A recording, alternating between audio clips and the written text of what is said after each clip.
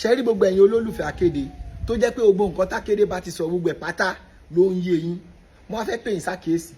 Ṣe rí gbogbo àwọn kan tó máa ń kọ́mẹ̀ntì àìdá sórí péjì Akéde tó dàbí pé wọ́n fẹ́ bá wa lọ pẹ̀lú ìròrí wa. Mi ò fẹ́ jẹ́ kẹ́ rí wọn bí èèyàn burúkú nítorí àánà kò séèyàn kankan nù wa tó jẹ́ pé kò tí ì ìlànà ẹ̀ náà kọjá tó ò tí ì jà torí Prophet Muhammad tó ò tí ì jà nítorí Jésù ọmọ Mèrí. Èmi kàn mọ̀ wípé tó bá pẹ́ tó bá yá ṣe rí gbogbo apáta la máa jí o. Àsìkò tó kálukú máa wá jí ló máa ń yàtọ̀tọ̀. Ọ̀rọ̀ tí Akéde Odùa à ń sọ yìí sìn ẹlòmíì ò lè jẹ́ bí ọdún kan sígbà èní sí èní ló máa tó jí pé kíní yóò yẹ kó rí bẹ́ẹ̀. Nǹkan tí mo tún fẹ́ jẹ́ kẹ́ tó wá mọ̀ ni pé religion máa ń pa ìlàkàyè èèyàn lè reason dáadáa.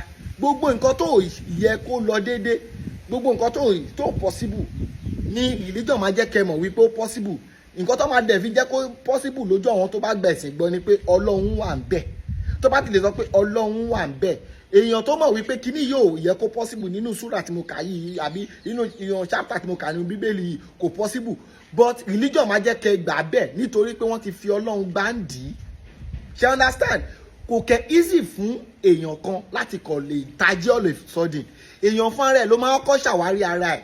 Gbogbo ọ̀tá Akéde Odùa à ń sọ létí èèyàn kan mọ̀ dàbí pé èèyàn fẹ́ promote babaláwo àbí èèyàn fẹ́ promote adáhùn ṣàbò oníṣègùn. Ó dìgbà tí èèyàn fúnra rẹ̀ bá jí. I'm very sure pé gbogbo àwọn tó ń support Akéde nísìnyí kò jẹ́ pé bóyá èèyàn kan ló wá bá yín, ẹ̀yin náà lẹ́kọ̀ọ́ wò pé kí ni yóò yẹ kó lọ bẹ́ẹ̀. So ọjọ́ tí èèyàn bá ti kọ́kọ́ discover kankan nínú religion tó jẹ́ téèyàn ti detect pé kí ni irọ́, ìgbà yẹn lójú èèyàn máa bẹ̀rẹ̀ sí ní là pé kí ni yìí lóòótọ́ ni o, kí ni kò yẹ kó rí báyìí, kí ni kò yẹ kó rí báyìí. Ìgbà yẹn lẹ́ máa ṣe wá máa jí. So téèyàn bá ti gba religion àti jíwé èèyàn bẹ́ẹ̀ yẹn ó máa ń le ẹja sọ̀tọ̀ fúnra wa. Nítorí náà tí bá rẹ́ lómi tó bá gbé olúwa ìṣepè máa wò pé òye ọ̀tí kùnà tó.